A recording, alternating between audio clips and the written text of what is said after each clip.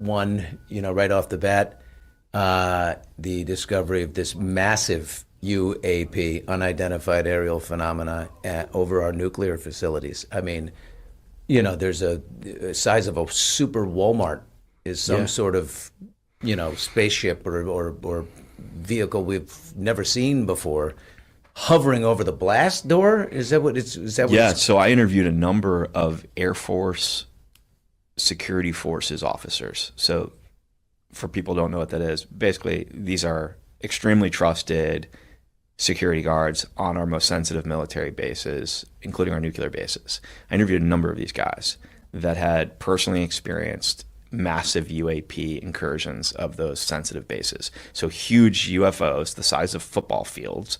One guy describes the size of a football field, another guy describes the size of a super Walmart. And it's matte black and like something we would see in a movie. So one of them specifically took place about an hour and a half north of where we are right now at Vandenberg Air Force Base on the coast of California, where a giant matte black UAP the size of a football field came over the base. 6 guards looking up witnessed it with their own eyes. It had no lights, no propulsion system, no visible propulsion system. And then silent. Totally silent. And then this thing rocketed off at thousands of miles an hour up the coast, they said. But it stayed hovering over the nuke facility, the blast door, so it's gathering, we assume, some information, data from our... Maybe it's doing data collection. Maybe it's... There's a lot of maybes there. But... And it takes off, zooming up the coast at a speed that we could never match with our technology, with our propulsion. No, this systems. sort of activity, shockingly, has been witnessed all over the country for decades at our nuclear bases. Some of these nuclear-based stories go back 30, 40 years.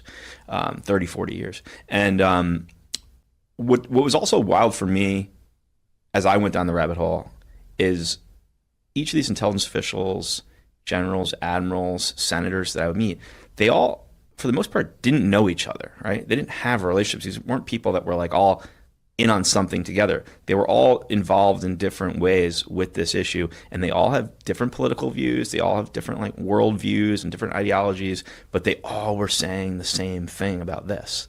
They aren't all part of some secret society that, Yeah.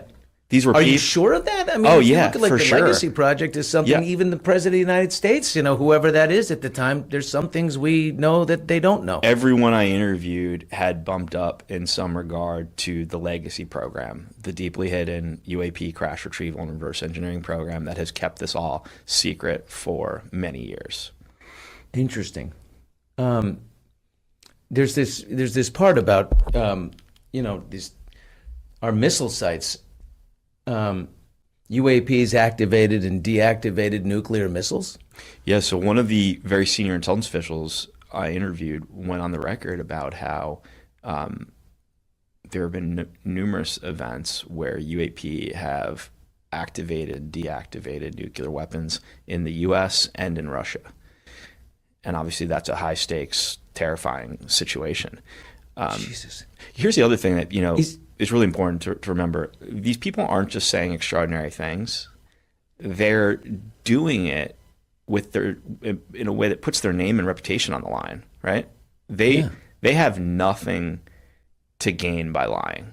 The strongest thing in the whole film is the roster of people involved. And you look at how much of their lives they've given to the government and to science and to counterintelligence and the different areas and you look at how much they've given of their lives, and then they realize this is everything to them. So to do this, and they're doing it as much as they can. There's certain things obviously that couldn't be said. There's more out there. You have a second film to do. I don't know how much further you can get, but is there a sense that that these UAPs and these non-human intelligent beings, is there a sense that they're interested in something more than something else? Like, do we have any sort of clue of, is there connectivity between the sightings and their ultimate purpose?